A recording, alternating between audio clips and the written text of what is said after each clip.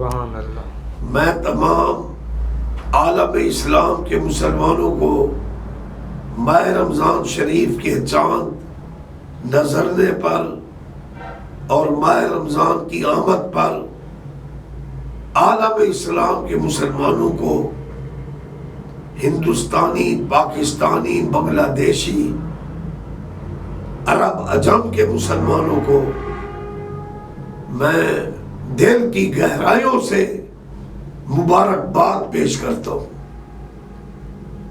حدیث پاک میں ہے جمعۃ المبارک کا دن تھا اور سوء اتفاق ہفتے کو روزہ تھا۔ اللہ کے پڑھانے پر قربان جاؤں، محبوب کے علم کے صدقے آپ مسجد نبوی کے منبر پر جلوہ گر تھے۔ وہ کیسا منظر ہوگا جس بزم میں تھے ابو بکر و عمر، عثمان، علی، اس بزم کا عالم کیا ہوگا؟ بن دیکھے فدا ہے ہر کوئی، دیدار کا عالم کیا ہوگا؟ تو حضرت سلمان فارسی رضی اللہ عنہ وہ اس حدیث پاک کے راوی ہیں۔ دیکھیں سلمان فارسی رضی اللہ عنہ نے پیارے محبوب کی غلامی کو اختیار کیا، توحید پرست بنے، عاشق رسول بنے، تو اللہ کے محبوب نے فرمایا سلمان منا اہل بیت، سلمان میری اہل بیت سے ہے۔ اور نوح علیہ السلام کا کنعان نافرمان بیٹا نبی زادہ ہو کر محروم ہو گیا۔ اس نے اپنے بابا کے مشن اور توحید اور اپنے بابا کی نبوت کا انکار کیا، ڈوب کر مر گیا۔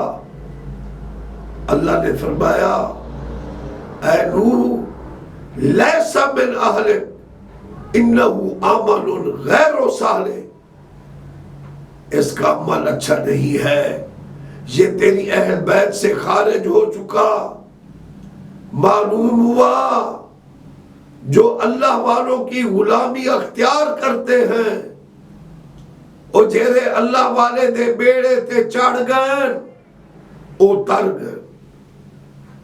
اگر سکا بیٹا بھی نہیں بیٹھا اور جو منکر تھے او مر گئے، اور اللہ کے پیارے نبی کے پیغام پر جو نبی کے بیڑے پر سوار ہوا وہ کامیاب ہو گیا، اس نے نجات پا لی۔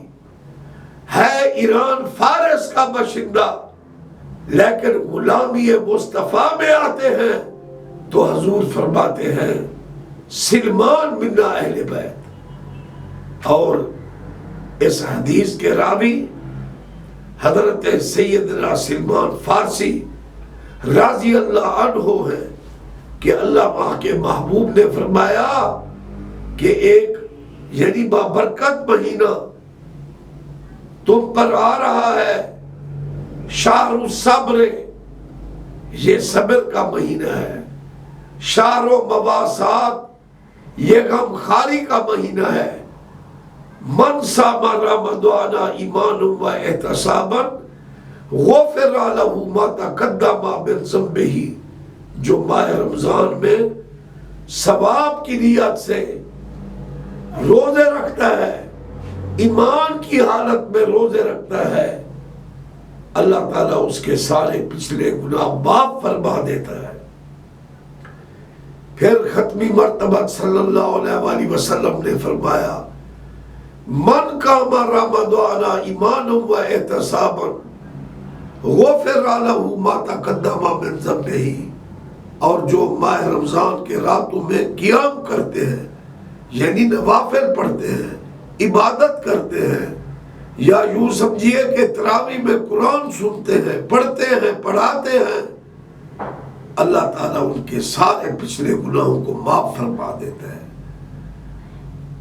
اور اللہ کے محبوب نے فرمایا ان اللہ و ملائکتہ یصلون علی المتطہرین، بے شک اللہ اور اللہ کے فرشتے روزہ دار پر درود پڑھتے ہیں۔ تو اس لیے میرے سلیمانی پیر بھائیوں، میرے اسلامی بھائیوں، اسلامی بہنوں، اگر ایک انسان سارا سال روزے رکھتا رہے تو ماہ رمضان کے فرضی ایک روزے کا بدل نہیں ہو سکتا۔